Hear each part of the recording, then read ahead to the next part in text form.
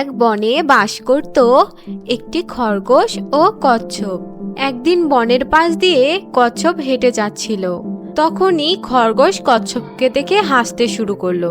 হা হা হা হা হা হা হা। কচ্ছপ ভাই, তোমার এই শামুকের মতো ধীর গতি নিয়ে চলতে লজ্জা করে না? তুমি এক পা ফেলার আগেই তো আমি পুরো জঙ্গল ঘুরে আসতে পারবো। খরগোশ ভাই, তুমি দ্রুত দৌড়াতে পারো ঠিকই, কিন্তু অহংকার করা ভালো নয়। গতি যাই হোক, আমি ঠিকই আমার লক্ষ্যে পৌঁছে যাই। এতই যখন বড়াই, চলো তাহলে একটা দৌড় প্রতিযোগিতা হয়ে যাক। দেখাই যাক কে আগে শেষ সীমানায় পৌঁছায়। হা হা হা। তুমি এই শামুকের মতো গতি নিয়ে আমার সাথে দৌড় প্রতিযোগিতা করবে? কি দুঃসাহস তোমার! আচ্ছা, কাল সকালে বনের সব পশু পাখিদের সামনে আমাদের দৌড় প্রতিযোগিতা হবে। সবাই দেখুক কিভাবে আমি তুড়ি মেরে তোমাকে হারিয়ে দিই। কাল সকালেই দেখা হচ্ছে, তৈরি থেকো। তোমরা দুজন খুব সাবধানে দৌড়াবে কিন্তু, কেমন?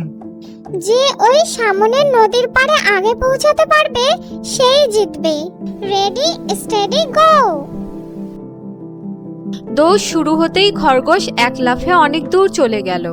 কিছু দূর যেতেই সে ভাবলো, কচ্ছপ যে ধীরে চলে! কচ্ছপ তো নদীর পাড়ে আস্তে আস্তে আমার একঘুম হয়ে যাবে। আমি বরং একটু ঘুমিয়ে নেই। খরগোশ এই ভেবে ঘুমিয়ে পড়ল। কিন্তু কচ্ছপ এক মুহূর্তের জন্যও থামলো না। সে তার ধীর পায়ে হেঁটে চলতেই লাগলো। যেতে যেতে সে এক সময় ঘুমন্ত খরগোশকে পার হয়ে গেল। অনেকক্ষণ পর যখন খরগোশের ঘুম ভাঙলো, সে বলল, ঘুমটা দারুণ হয়েছে, কিন্তু কচ্ছপ কোথায়? আরে ধুর, কচ্ছপ তো এখনো পিছনে পড়ে আছে। আমি গিয়ে নদীর পাড়ে পৌঁছাই। এই ভেবে সে দৌড়াতে শুরু করলো। অন্যদিকে কচ্ছপ গিয়ে পৌঁছালো নদীর পাড়ে। সেখানে সবাই তাদের জন্য অপেক্ষা করছিল।